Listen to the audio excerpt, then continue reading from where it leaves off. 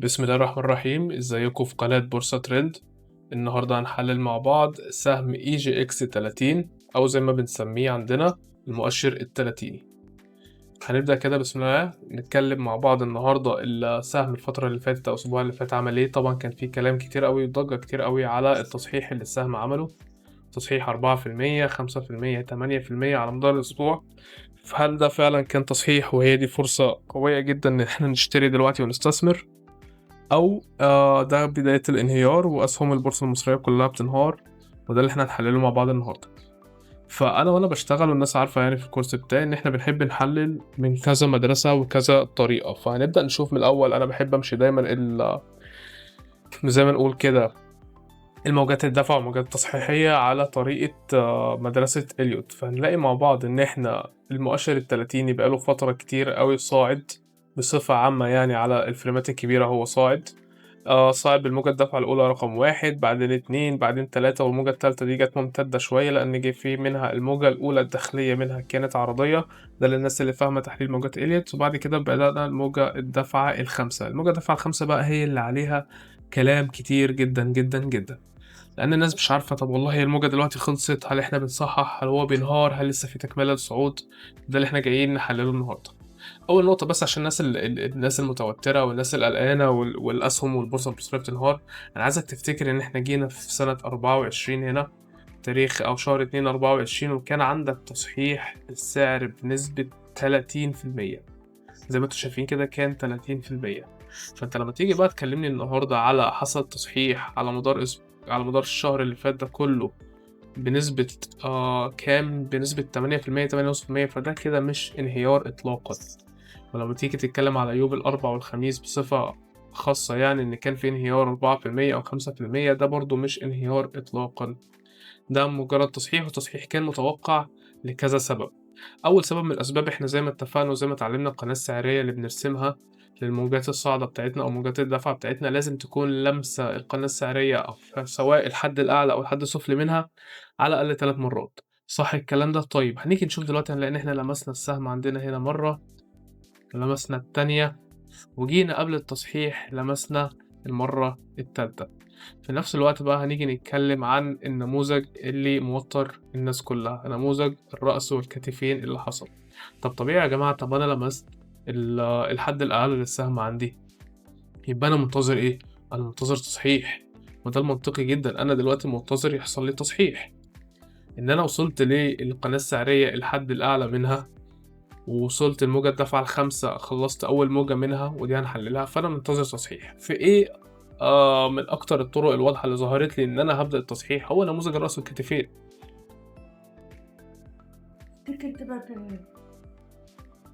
فده يعتبر النموذج اللي يقول لي إن أنا كده هبدأ عندي الهبوط. طيب إحنا عرفنا إن إحنا هنبدأ هبوط، هنهبط لحد فين؟ أنا بحب أحلل من كذا طريقة زي ما قلنا. فأول طريقة إحنا عرفنا خلاص إن إحنا هنهبط من هنا، نيجي نشوف بقى على طريقة الاس ام سي. أنا عامل كسر لأعلى هيكل بتاعي الأعلى على الفريم الأربع ساعات، أو حتى على الفريم اليومي كمان. كان في تصحيح هنا، وبعدين موجة دفع كسرت لي الهيكل بالمنظر ده.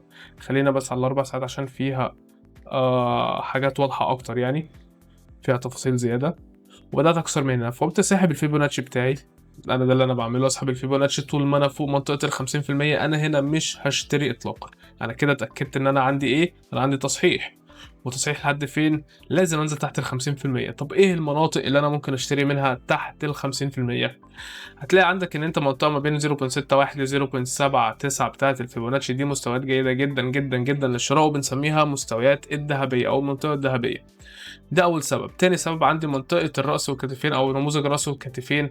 كان الكتفين هو قدامكم، ونموذج الرأس ده الطول بتاعه أو طول الارتفاع اللي حصل فيه قبل ما يفكر إن هو يكسر منطقة العنق وينزل. فبتقوم ساحب كده خط عادي جدا، ده التحليل الأساسي. تقوم نازل بالخط ده إيه من أول النص كده، وتشوف تبقى عارف إن على الأقل على الأقل هيكون تصحيحك الفترة اللي جاية كمان 6% أو 6.5%. ده المقدار اللي برضه هو كان رافعه بيه فوق المنظر ده. فهو انت منتظر هو ينزل دي، هتلاقي ان هي في نفس الوقت ده كده بعد السبب التاني تصادفت ان هي موجودة عند منطقة دعم قوية جدا، قلبت مقاومة وبعدين قلبت دعم وقلبت مقاومة كذا مرة زي ما انت شايف هنا، مرة وهنا التانية والتالتة والرابعة وال5 وجايين هنعدّي عليها تاني مرّة، فدي منطقة قوية جدًا، جدًا، جدًا، واقعة في المنطقة الذهبية بعد طول التصحيح لنموذج الرأس والكتفين. تيجي بقى على اللي بيكمّل الكلام ده كلّه تحليل موجات إليوت. هتلاقي إن موجات إليوت عندك قال لك جوّه الموجة الدافعة ال5 اللي إحنا فيها كان عندي 5 موجات دفعة هُم كمان بالأخضر كده عندك أدي 1، 2 تطلع التالتة أدي 1، 2، 3، 4، 5 دي كده إحنا في الموجة التالتة، يعني ممكن نشيل دي دلوقتي عشان خاطر الشكل يبقى باين. دي كده الموجة التالتة، وبدأنا تصحيح الموجة الرابعة. الناس اللي عارفة تحليل قوانين إليوت أو قواعد إليوت، الموجة الرابعة لا يمكن تكسر الموجة الأولى، لو تداخلت مع الموجة الأولى يبقى ده كده مش موجة دافعة، أو الموجة الرابعة دي مش تصحيح وهي مش رابعة، وكنا إحنا أصلًا خلصنا ال5 موجات 1، 2، 3، 4، 5 وكانت دي تبقى ال5 وإحنا كده داخلين في التصحيح العميق. ده option موجود، بس أنا على تحليلي باقول إن إحنا لسه في الموجة الرابعة ولسه قدامي صعود كمان مرة. هتلاقي حتى عندك حاجة هنا للناس اللي دايسة شوية زي ما بنقول في تحاليل موجات إليوت. جه عندي الموجة التصحيحية التانية simple correction A B C، وبالتالي أنا متوقع جدًا، جدًا إن التحليل أو إن التصحيح الرابع للموجة الرابعة اللي عندها هيكون تصحيح عميق ومش simple، وهيكون معقد شويتين.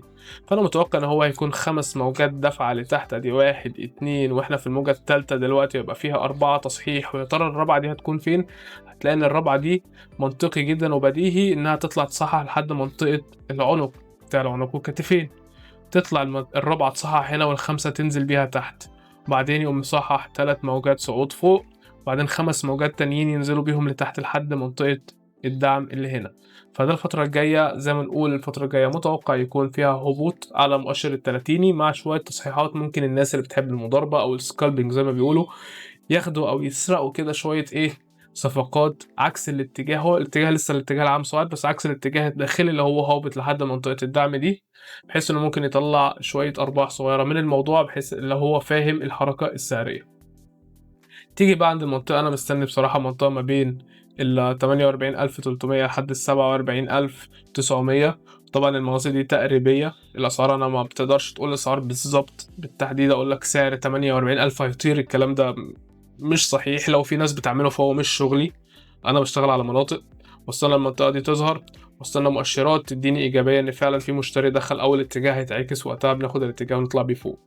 الكيس التانية اللي ممكن تحصل إن هو يقوم ساحب سيولة الموجة الأولى، وده يعني زي ما باقول لك احتمال ضعيف جدًا، جدًا، لأنه بيخالف قواعد إليوت، بس هو ممكن يسحب السيولة بديل شمعة بس، ويحصل من ساعتها انعكاس قوي، هيكون حاجة زي ما تقول بالمنظر ده، هيفضل ينزل يطلع، ينزل يطلع، ييجي عند الحتة دي أول ما يسحب سيولة هتلاقيه طار على فوق على طول، مش هيستنى حد، لأنه أول ما يسحب السيولة بتاعة منطقة الدعم دي، لأن كل الناس هتحط هنا أوامر شرا على طول، يقوم نازل خابط الإستوبات بتاعة الناس دي كلها، يقوم طاير على فوق على طول.